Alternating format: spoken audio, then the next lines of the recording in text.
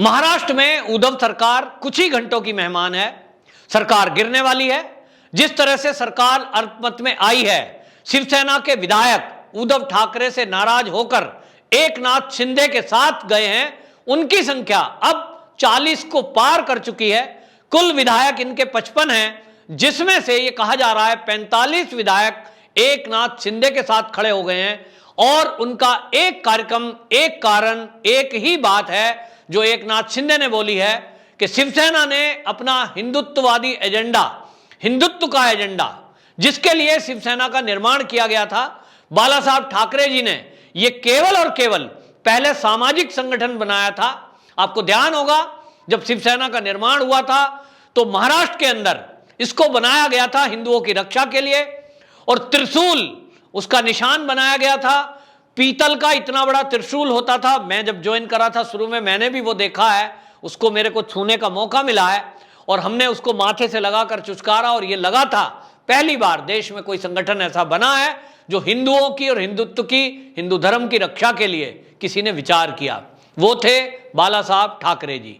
बाला साहब ठाकरे जी ने इसी विचार के साथ उसको मान्यता दिलाई थी कि जिस तरह से सिख लोग अपनी कृपाण, अपने निशान को साथ में रखते हैं, उनके 5 ककार, उसमें मान्यता प्राप्त है कि आप कहीं भी कृपाण लेकर के जा सकते हैं, आपको उसको मनाही नहीं होगी। इसी तरह बाला साहब ठाकरे जी ने बाकायदा अपना पहचान बनाने के लिए कहा कि जिस तरह से सिख लोग कृपाण रख सकते हैं, हम त्रिशूल क्यों ना रखें। शंकर भगवान का त्रिशूल निशानी है, वो हिंदुओं की निशानी है। और उस समय आपको बताएं, कोर्ट से सशर्त उसको रखने की अनुमति भी मिली थी।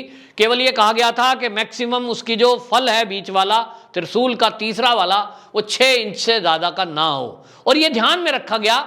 यानी कुल मिलाकर बाला साहब ठाकरे जी की जो सोच थी वो ये थी कि हिंदुत्व और हिंदुओं की रक्षा के लिए किसी एक सेना का बनाया जाना बहुत जरूरी है, क्योंकि जिस तरह से इस देश में बाहरी आक्रमणकारी आए, मुगल आए, शक आए, हुण आए, इन लोगों ने हिंदुत्व को खत्म करने की कोशिश की, सनातन संस्कृति को नष्ट करने की कोशिश की, मंदिरों पे हमले किए, और इसी विचार से बाला साहब ठाकरे जी ने इस सेना का निर्माण किया था।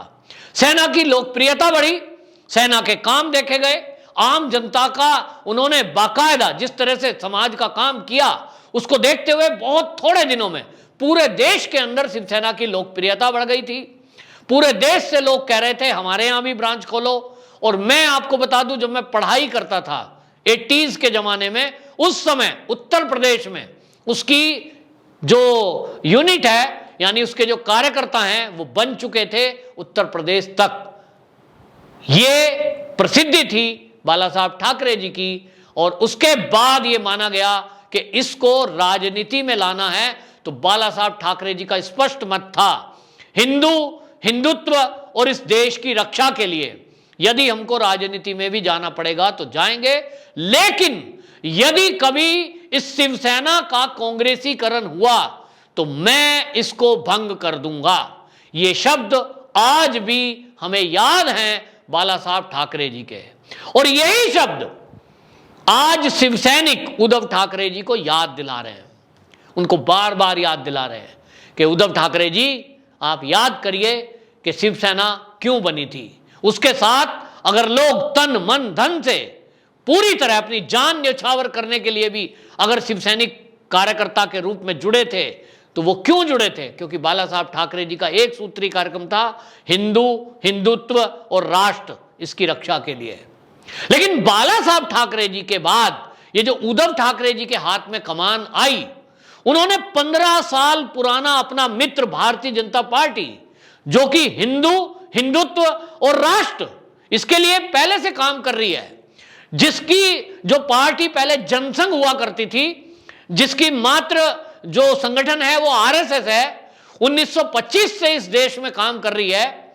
सन 1925 से अब तक 100 साल होने को आए, एक भी कोई बंदा उंगली नहीं उठा सकता, यहां तक कि उनके विरोधी भी उंगली नहीं उठा सकते कि आरएसएस ने कभी हिंदुत्व को छोड़ा हो।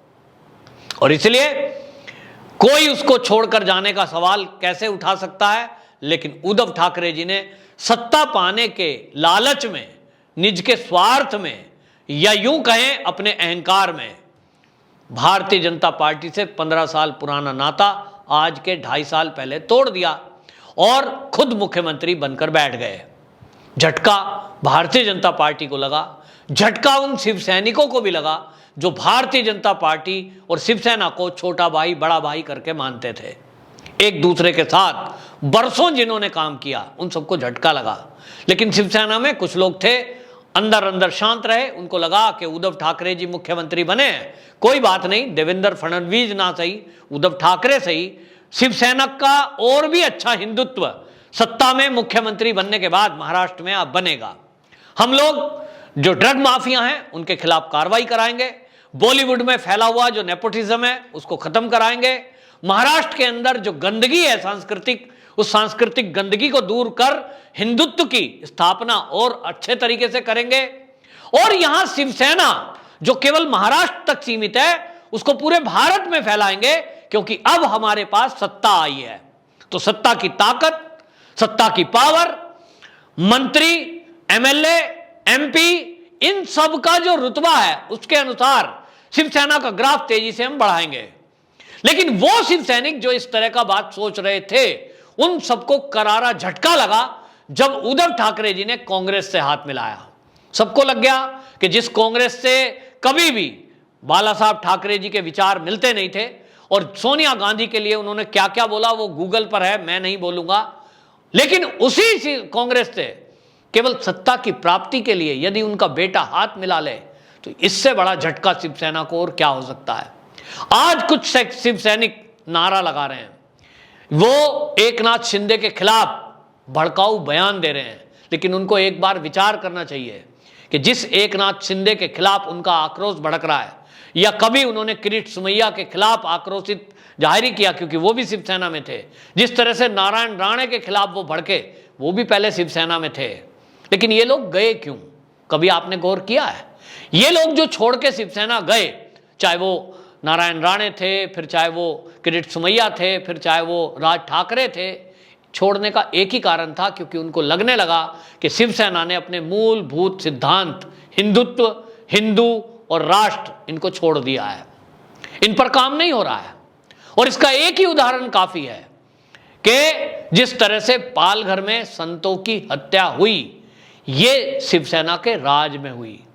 अगर ये योगी जी के राज में उत्तर प्रदेश में किसी ने हरकत की हुई है तो उन अपराधियों का क्या हाल हुआ है जरा आप यूपी आकर के देख लीजिए।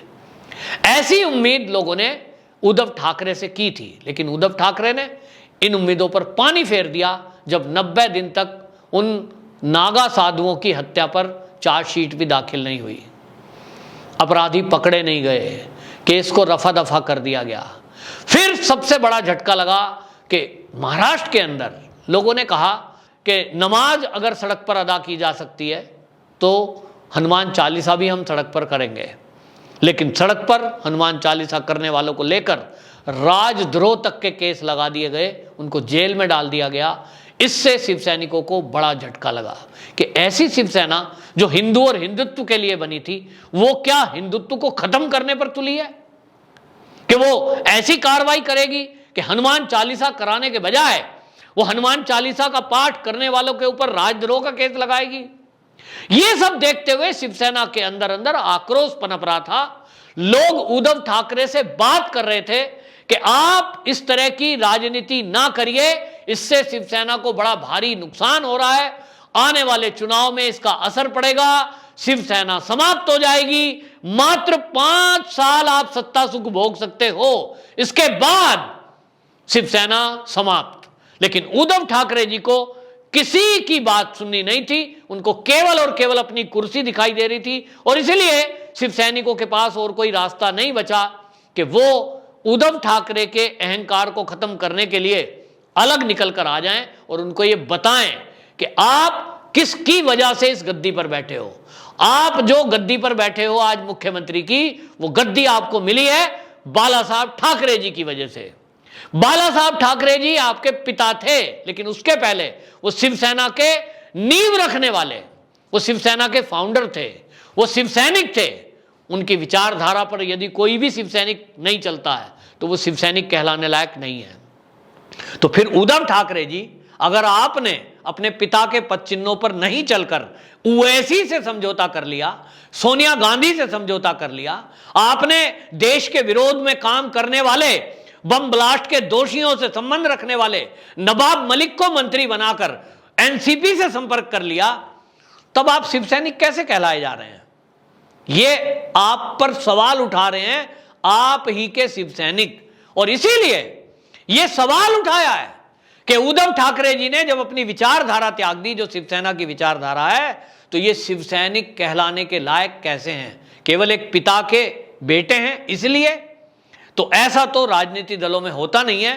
परिवारवाद अगर शिवसेना में है तो यह दुखदाई है, और इसी के विरुद्ध ये एकनाथ शिंदे खड़े हुए और इन्होंने आह्वान किया कि जो भी शिवसेना में अपने को समझता हो कि मैं बाला साहब ठाकरे जी के सिद्धांत पे चलने वाला शिवसैनिक हूं, मैं हिंदुत्व और हिंदू और राष्ट्र की बात को समझौता नहीं कर सकता, मुझे चाहे कितना भी नुकसान क्यों ना वो लोग स्वार्थ छोड़िए और मेरे साथ आइए। हो सकता है कल को आपकी विधायकी खत्म हो जाए, हो सकता है कल को आपको पार्टी से निकाल दिया जाए, लेकिन अपनी विचारधारा के लिए, हिंदू के लिए, हिंदुत्व के लिए, इस देश के लिए जिनके भी मन में काम करने की भावना हो वो मेरे साथ आए। एक आह्वान एकनाथ शिंदे ने किया और उनके इस एक आह्वान पर 40 एमएलए इनके पास आ गए, जिसमें कई मंत्री भी हैं, और जो शिवसैनिक है, जो आम कार्यकर्ता है, वो भी बड़ी संख्या में एकनाथ शिंदे के साथ है। और वो तैयारी कर रहा है कि कब ऐसा मौका मिले, कब उनका लीडर कोई ऐसा आए जो केवल हिंदुत्व की बात करे। तो ये जो आक्रोश है, ये शिवसेना का शिवसैनिकों से आपस का आक्रोश है, एक विचारधारा की लड़ाई है। दो विचारधारा हैं, एक विचारधारा उद्धव ठाकरे जी की है, जहां केवल सत्ता प्राप्ति के लिए वो सोनिया गांधी के सामने नतमस्तक हो सकते हैं और राहुल गांधी को मित्र बना सकते हैं। वो जो है एनसीपी में जो शरद पवार हैं उनके सामने झुक सकते हैं, नवाब मलिक को मंत्री बना सकते हैं।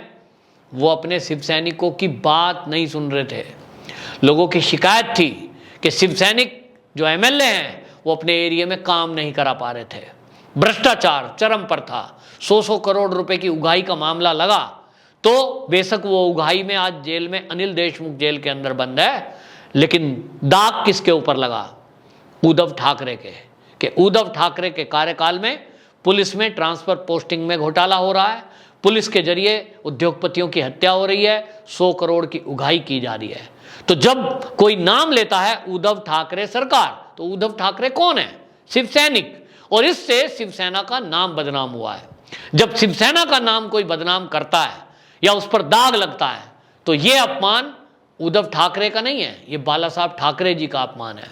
और इसलिए जो सच्चा शिवसैनिक है वो अंदर अंदर दुखी था कि आज बाला साहब ठाकरे जी की बनाई हुई शिवसेना बदनाम हो रही है महाराष्ट्र के अंदर, भ्रष्टाचार के नाम पर, हनुमान चालीसा के पढ़ने वालों पर कार्रवाई करने के नाम पर, साधुओं की हत्यारों के खिलाफ कोई एक्शन ना लेने के काम पर।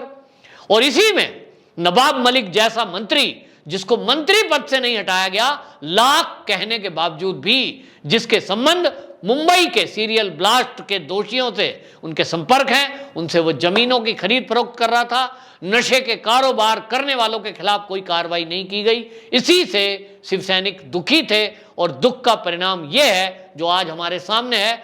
बहरहाल शिवसेना की लड़ाई अब खुलकर सामने आ गई है। अब देखना होगा कि जो असली और नकली शिवसेना की लड़ाई है किस करवट बैठती है। हालांकि अभी तक उद्धव ठाकरे जी भी और एकनाथ शिंदे जी भी अपना अपना घोषणा कर रहे हैं कि शिवसेना का असली मालिक कौन, ये तो अब कार्यकर्ता बताएंगे और कुछ दिन में हमें पता लगेगा। लेकिन जिस तरह से हम परिवारवादी पार्टियों का हाल देखते आए हैं, चाहे वो राहुल गांधी हो, फिर चाहे वो मुलायम सिंह जी के बेटे अखिलेश यादव हो, फिर चाहे हमने लालू जी के बेटे तेज प्रताप को देखा हो, अभी उद्धव ठाकरे जी, और फिर उसके बाद तो आदित्य ठाकरे जी लाइन में हैं, इनको हम देख रहे हैं। परिवारवादी पार्टियों के इर्द गिर्द रहने वाले लोग और इनकी महत्वाकांक्षा कभी भी इनको पार्टी का हित नहीं देखने देती है। ये निजी स्वार्थों के चलते बाकी सब चीजों को दरकिनार कर देते हैं। इसी का नुकसान इन परिवारवादी पार्टियों को अब होगा, क्योंकि जनता अब परिवारवादी पार्टियों से ऊब चुकी है। अब वो ऐसी पार्टियां देश में चाहती है सत्ता में चाहती है जो विकास की बात करें। देखना होगा शिवसेना का क्या होता है। ये तो तय है कि शिवसेना के 2 फाड़ हो चुके हैं और यह भी तय है कि विधानसभा भंग होगी। इसके बाद क्या देवेंद्र फडणवीस मुख्यमंत्री बनना स्वीकार करेंगे या फ्रेश चुनाव होकर आज की संख्या में ज्यादा बहुमत लेकर, पूर्ण बहुमत लेकर एक थोड़े दिन बाद फिर से मुख्यमंत्री की शपथ लेंगे, देखना होगा। वंदे मातरम।